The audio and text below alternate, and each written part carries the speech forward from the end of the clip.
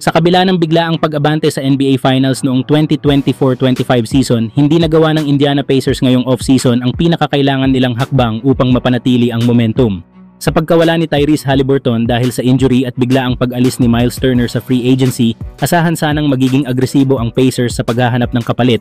Ngunit imbes na mag-target ng elite playmaker, mas pinili ng Indiana ang mga low-risk signings tulad ni Jay Huff, James Wiseman, Tony Bradley at ang muling pag-resign kay Isaiah Jackson. Ang isang malinaw na hakbang na dapat sana nilang ginawa ay ang paghabol kay Josh Giddey.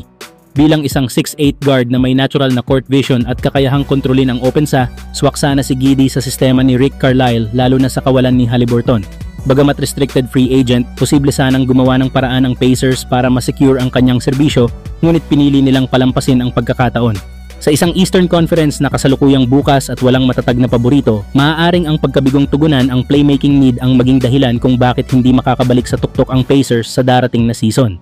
Samantala, nagpadala na ng konkretong trade offer ang Sacramento Kings para sa Golden State Warriors forward na si Jonathan Kuminga. Ayon sa ulat ni Sam Amick, handang isama ng Kings si Malik Monk at isang 2030 lottery-protected first-round pick kapalit ng batang forward.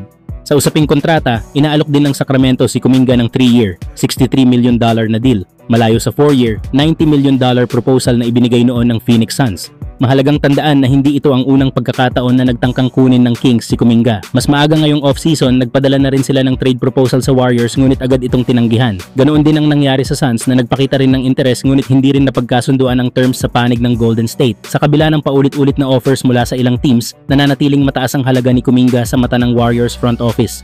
Kung susuriin, solid ang offer ng Sacramento. Si Malik Monk ay isang proven scorer at versatile guard na kayang tumulong agad sa offensive flow ng Warriors lalo na kung magiging bench weapon ito. Dagdag pa ang isang future first round pick kahit pa lottery protected, may value pa rin bilang asset sa rebuild or future trades. Pero kung titingnan sa long term perspective, maaaring hindi sapat ang ganitong package para palitan si Kuminga na ngayon pa lang nagsisimulang umangat bilang core piece ng Warriors youth movement.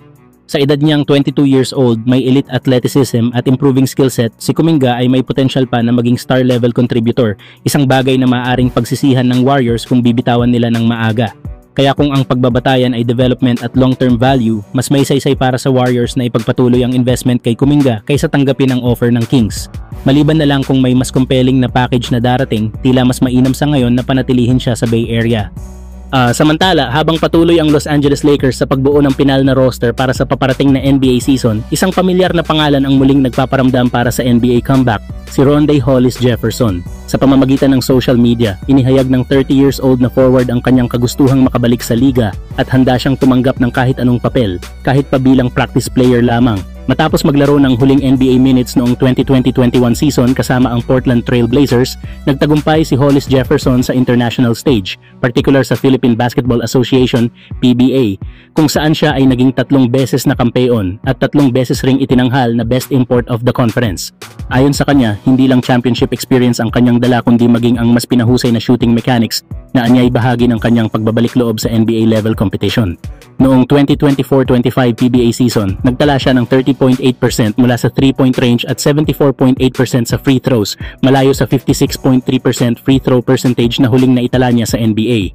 Bukod sa shooting, ang kanyang elite defense at physical tools, isang 6'7" frame na may 7'2" wingspan, ang mga katangiang inaasahan niyang magbibigay ng halaga sa isang championship contender tulad ng Lakers. Hindi na bago sa Lakers ang pagtanggap ng mga versatile wings, lalo na ngayong wala na si Dorian Finney-Smith na lumipat sa Houston Rockets. Sa kanilang off-season, 4 na bagong pangalan ang pumasok: DeAndre Ayton, Jake LaRavia, Marcus Smart at Adu Tiero.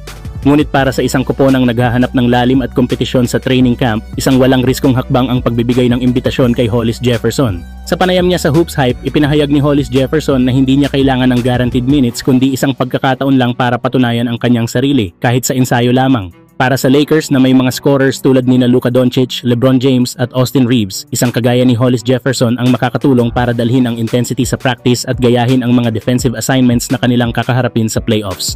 Sa huli, maaring hindi ito mauwi sa kontrata pero malinaw na may rason para pagbigyan si Hollis Jefferson ng pagkakataon. Walang mawawala sa pag-imbita sa isang veteranong may kumpiyansa, dedikasyon at championship pedigree. Kayo mga idol, sa tingin nyo ba dapat bigyan ng chance ng Lakers si Rondae Hollis Jefferson?